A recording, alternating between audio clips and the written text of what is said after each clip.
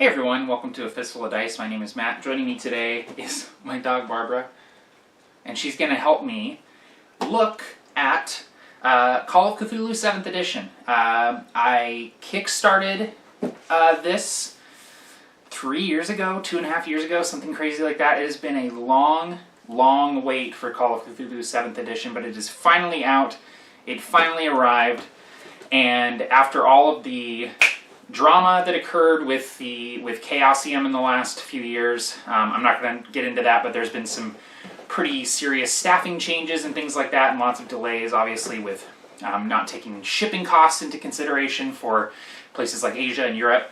But it's finally here. It's finally here, and we're going to go through, look at the contents, look at the books a little bit, and I'm going to talk briefly about the system, because I have been playing it for a couple of years now, because the 7th edition rules, the quick start rules, are free online, so I'll have a link down in the description so you can go check those out. So first off, it is absolutely gorgeous. I'll try to get some close-up shots here and kind of intersplice them in so you can see it, but the whole package came in this really nice slipcase. Like, this is not cheap cardboard. This is like the same material that like hardcover book covers are made out of. Like, imagine like the D&D 5th edition books, their covers. Imagine a slipcase made out of that material.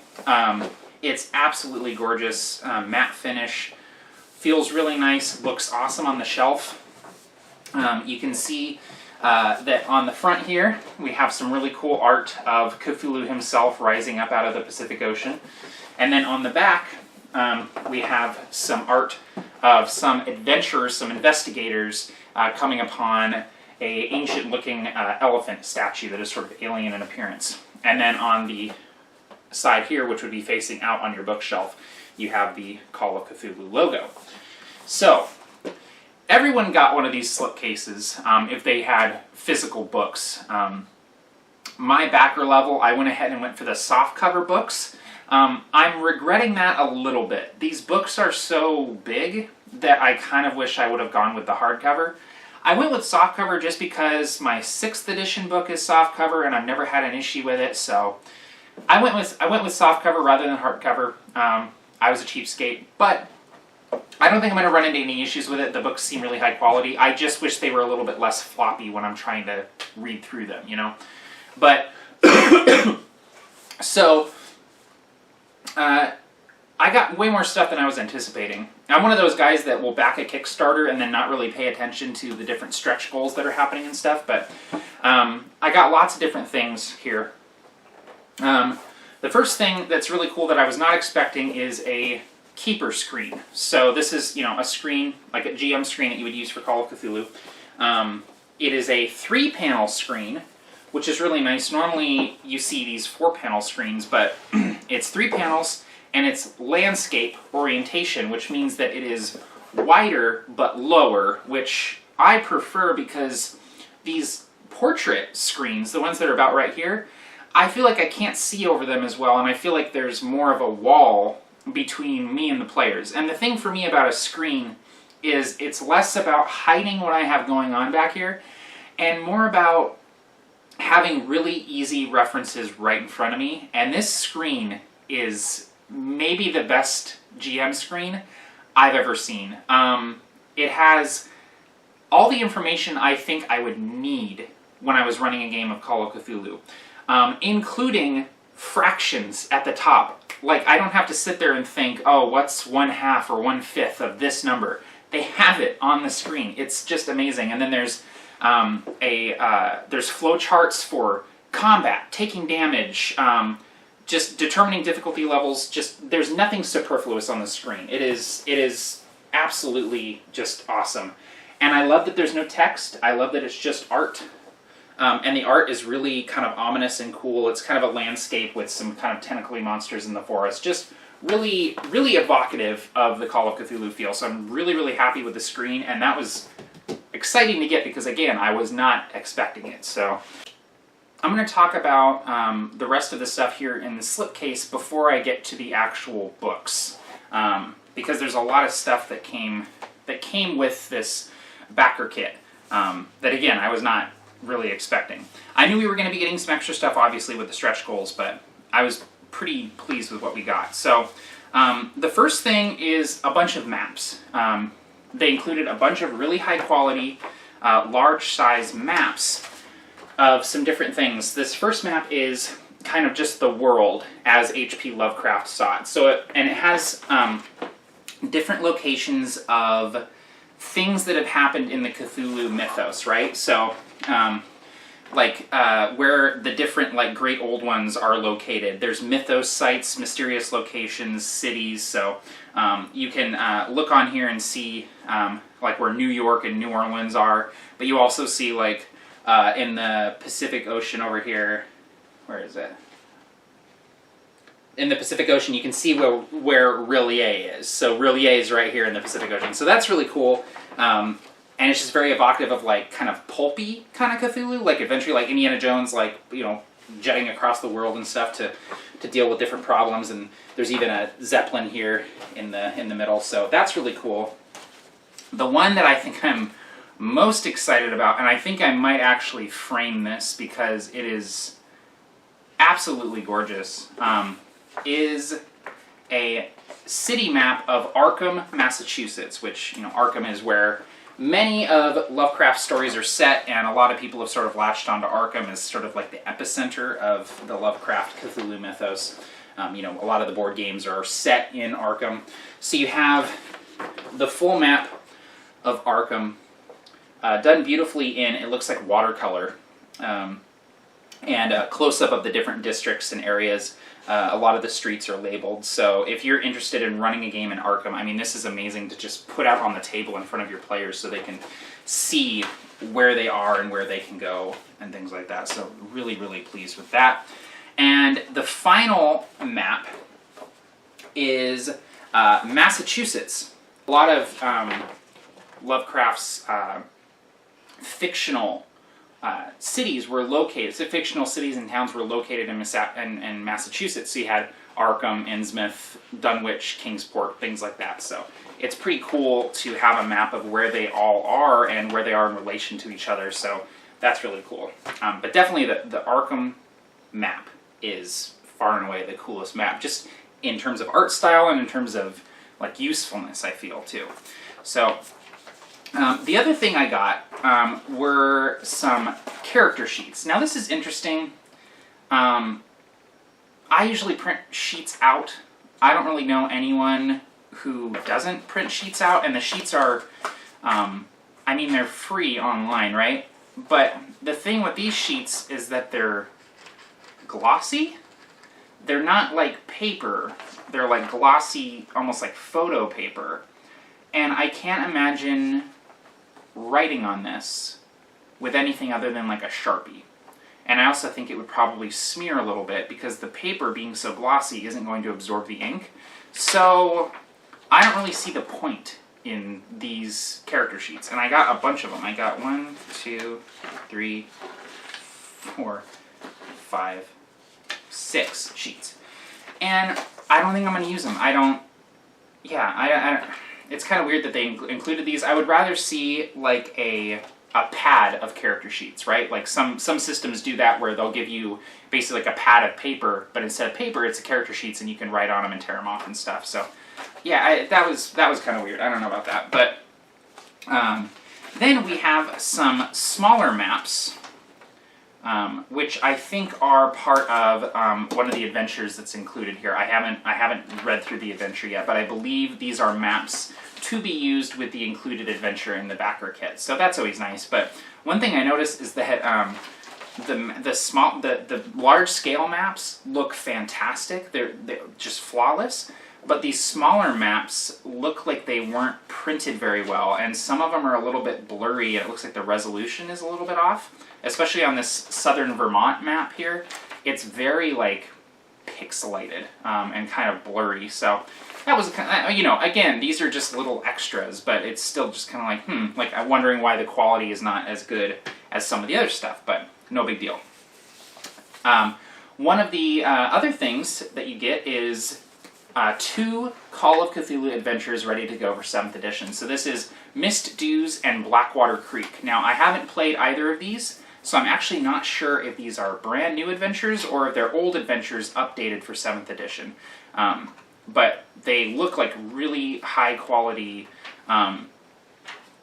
adventures. And also included in this book are sample investigators, which is really cool. There's a whole section at the back with I think like 4 or 5 sample investigators with their character sheets all filled out. So if you're new to the game, or if you're looking for different styles, different types of characters, you can look through here and get a feel for it. And there's also, Cthulhu books are always really good about including like, here's some stuff you could copy and give to your players, like this, like a little like room covered thing. So yeah, I was happy to get this, and I don't usually run pre-written adventures. I have with Call of Cthulhu before though, so I might check this out and maybe pilfer some stuff from it. All right, the final thing before we get to the actual books, before we get to the meat of this, is the Keeper reference book. What this is it's about 20 pages, and it's a kind of very over, like, a top view of the rules. Stuff that the Keeper would need. The Keeper, by the way, is the Game Master in Call of Cthulhu. The Keeper of Forbidden Lore is the full title. What the Keeper would need at his or her fingertips during the game. So there are things like quickly generating a character, sample skill, base chances of different skills, so sample phobias, sample manias, sample poisons, a random roll table with different eldritch tomes on it, tables of weapons and their damage, things like that. I mean, this is, and then, kind of cool, Keeper Rulebook Index. So if you need to look at something more in depth, you can go to this index and find out which page it's on in the actual book. This is something I think more game companies should do. Because as a keeper, I don't want to be sitting here with my Keeper rulebook next to me and have to flip through it if I need to look up something really quickly. But I would love something like this. Just really simple, 20 pages. I can just flip to what I need. It's almost like an extension of the screen. I feel like, even if I wasn't super familiar with 7th edition Call of Cthulhu, I feel like I could run a game pretty competently and confidently with just the Keeper reference booklet and the Keeper screen. I feel like everything I need to know at a moment's notice is there, and anything else that's a little bit more in-depth, a little bit more heavy on the rules, I can go to the Keeper rulebook. But, very, very cool. More game companies should consider doing this, because the thing is, so many people make these on their own. Like, there's 5th edition quick rules, where it's like basically 5 or 6 pages of the basic rules of 5th edition that you can look up really quickly. So it's like, people are already doing this. Game companies need to take the initiative and do something like this. It's so easy to do. I mean, there's no art or anything in there. It's literally just what you need to know during the game. So I love that. I really, really love that. All right. I've yammered on enough. Let's talk about the actual books themselves. So, the 2 books that I received in my backer kit, and I think that most people received in their backer kit, is the Keeper Rulebook and the Investigator's Handbook. What's the difference between these 2 things? Well, the Keeper Rulebook is the main rulebook. This includes everything you need to know to play or run in a Call of Cthulhu game. So it has all of the rules, character creation, how to run a game, how to role-play in Call of Cthulhu, how to plan a good adventure, how to write a good adventure, how to create mystery and horror and different things like that.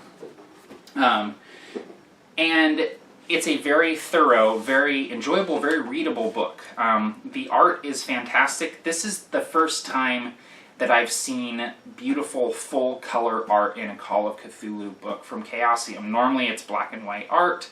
The quality is a little bit but the system is always so good and so fun that I've kind of given it a pass. But they have completely outdone themselves with the art. It is so evocative and creepy and cool. Just flipping through this book, I find so many things that inspire me, whether it be a piece of art of a monster or an investigator or just a scene that they're showing here. It's awesome. It's so cool to see a system of this caliber, a system that has the longevity that Call of Cthulhu does and that people are still playing even today. Call of Cthulhu is not really like Dungeons & Dragons, where each edition is very, very different. The different editions are pretty similar of Call of Cthulhu, but it's cool to see one of my all-time favorite RPGs, probably my second favorite RPG of all time, get the treatment that it deserves in terms of art and production quality. This book is awesome. Now, like I said, I wish I had gone for the hardcover. And the only reason why, I don't have any issue with the quality of the softcover, but look how big this book is. This is a huge tome. Let's see how many pages this is really quick. So this is 450, nearly 450 pages in a softcover. So this book is going to get a lot of use at my table. It's going to be a lot of flipping through it. I'm going to be reading it a lot. And the fact that it doesn't have that hardcover binding to keep it rigid worries me a little bit. I feel like this is going to wear out really quickly. Now, that's just me just making a, just theorizing. You know, I don't know if that's going to happen for sure. But for me personally, I wish I had gone for the hardcover. I think it was like 10 or 20 bucks more to go for the hardcover. I wish I had sprung for the hardcover. Just because, honestly, it's just a little irritating. Like, I'll be sitting on the couch trying to read the book, and it's just kind of flopping all over the place while I'm trying to read it. You know, you really have to, sit there and hold it with two hands. Whereas, like, a hardcover book, you can kind of just hold it in one hand, and it'll stay open and won't be flopping all over the place. So, I wish I had sprung for the hardcover. The Investigator Handbook. Okay, so a lot of the stuff that is covered in the Keeper Rulebook is covered in the Investigator Handbook, right? The Investigator Handbook is basically the rules of 7th edition Call of Cthulhu and how to create a character and all of that, but without all of the Keeper stuff, right? And without monster stats and stuff like that. Oh, there's also adventures in here. There's a couple sample adventures in the back of the book. But what's really cool about the Investigator's Handbook is there is a ton of information about the 1920s and about Lovecraft's vision of the 1920s. This is something really, really cool, something incredibly immersive, and it was just really neat to see just how much love and care and attention went into creating a fully realized setting in Call of Cthulhu. As a player, as an investigator, reading through this and seeing about how, what the 1920s were like, different big events that happened, how much things cost in the 1920s, what food did people eat, what drinks did they drink, things like that. It's very, very cool to have a book written specifically for a player in the game. You know, I mean, obviously, lots of games have players' handbooks, but the players' handbooks are how do you play a character, how do you create a character, right? What spells do they get? Here's an equipment list, stuff like that. This is how to roleplay a character. It gives you so much fodder to use in your roleplay in portraying a character from an era that you might not be intimately familiar with. Now, of course, none of this matters if you're playing Call of Cthulhu in a different era than the default 1920s, 1930s era. But it's still really, really cool, and reading through it, I was just incredibly inspired. It includes things like 100 years of events, and it just goes through a century of different historical events that happened every year. The cool thing about that is, one of my favorite things to do in a Call of Cthulhu game is pick a historical event and tie it to the Lovecraft Cthulhu mythos. So take something that people might even be familiar with, an historical event that people might be familiar with, and tie that to the Cthulhu mythos. They give you everything you need in order to do that here. Very, very inspiring stuff. In terms of how the books are laid out, it's very well organized. The flow of the book is really nice. Everything is laid out in a very logical, progressive way, and they include lots of guidelines for if you're familiar with Call of Cthulhu, you can skip ahead to here to get to the rules. So it's a very well laid out, very well organized book, especially for its size. The fact that this is a 450-page book and it's laid out pretty much exactly as I anticipated is pretty cool. Monster stat blocks, of course, are always awesome in Call of Cthulhu. I love the Great Old One stat blocks because there's ridiculous things like number of spells, as many as it wants, things like that. Yeah, the package here that I've received for 7th edition is more than I could have hoped for. It was well worth the wait of 3 years or something like that. And I love that I finally have it in my hands. And it's cool to be able to read through it and look at all the maps and have the keeper screen and all of that. And having this really cool slipcase to keep all of my stuff in and have it look nice and neat on my shelf, especially with the soft covers, which, you know, don't always store as well on a bookshelf, that's really nice.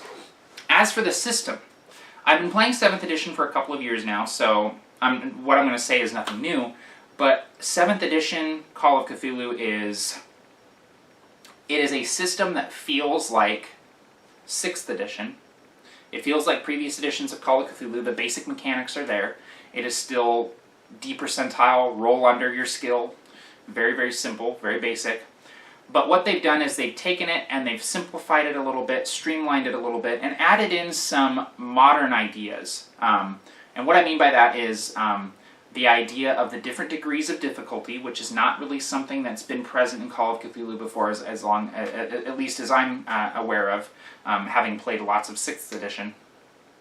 And what I mean by that is there's not just roll under, you succeed.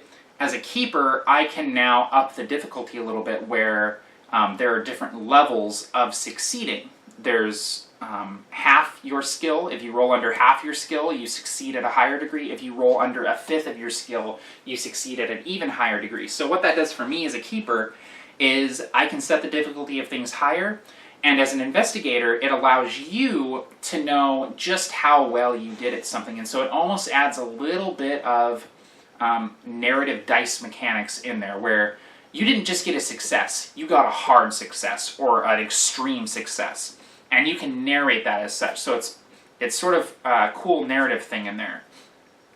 The other thing is the idea of pushing a roll. Normally, you roll, you either succeed or you fail, right?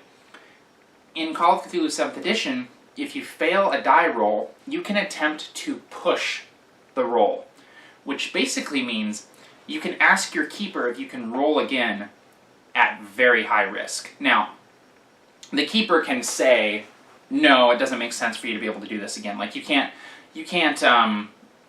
try to defuse a bomb, fail, it explodes, and you can try again. You know, it doesn't make sense. But let's say you're, a good example is you're trying to pick a lock to get in somewhere, right? You fail to pick the lock, and you say, I'd like to attempt to push the roll. And the keeper says, okay, you can push the roll, but there are going to be some consequences if you fail again. So they go ahead and push the roll. If they succeed, right? But if they fail, maybe they trigger an alarm, or maybe their sound of trying to pick the lock attracts guards or something like that, or while they're lockpicking, they accidentally electrocute themselves or something on the wiring in the place. So it gives a higher risk, greater reward type deal, which is always cool, and it allows the investigators to really kind of take some bigger risks, which is always cool, and especially a game like Call of Cthulhu, where investigators don't usually live that long in a typical game. The other big change in 7th edition is the idea of bonus die and penalty die. This is very, very similar to advantage and disadvantage in 5th edition, which is one of my all-time favorite dice mechanics. Just so simple, but so good. Is the idea of a bonus die is a second percentile that you roll in addition to your normal percentile die. So you would roll 2 percentile D10s and a regular D10, and you would take the better result between them, right? So it basically doubles your chances of rolling under your relevant skill. A penalty die is exactly the same thing, but you're taking the worst result. So see, it's just like advantage and disadvantage. The cool thing about bonus die is you can kind of hand them out as rewards, very similar to inspiration in 5th edition, D&D. So if someone attempts something really cool, has an awesome roleplay moment, has a great idea, figures out a tricky clue, give them a bonus die. What I've done with 7th edition is I've actually purchased some really cool, I should have them with me, but I've actually purchased some really cool gem D10s. And what I do is I hand them out. I give them to people. They're really kind of cool and different looking. And if someone does something cool, I'll hand them one of these bonus dice. And they can then use them at a later date to increase their chances of doing well on a roll. All in all, I'm really happy with 7th edition Call of Cthulhu, both the system, the rules, and just the production quality of everything. The stuff is available now on PDF, and you can also pre-order the books on the Chaosium website for yourself. I will put links down below in the description. I'm really happy with my stuff. I can't wait to play Call of Cthulhu again. It's one of my all-time favorite systems, and if you're a fan of weird horror, pulp adventure, anything like that, check out Call of Cthulhu. It's an amazing system. There's a reason why it hasn't changed very much over the last few decades. The system is solid, and it's fun, and it's easy to run. So definitely check out Call of Cthulhu 7th edition. I hope you enjoyed as much as I have been. As always, folks, take care and happy gaming all.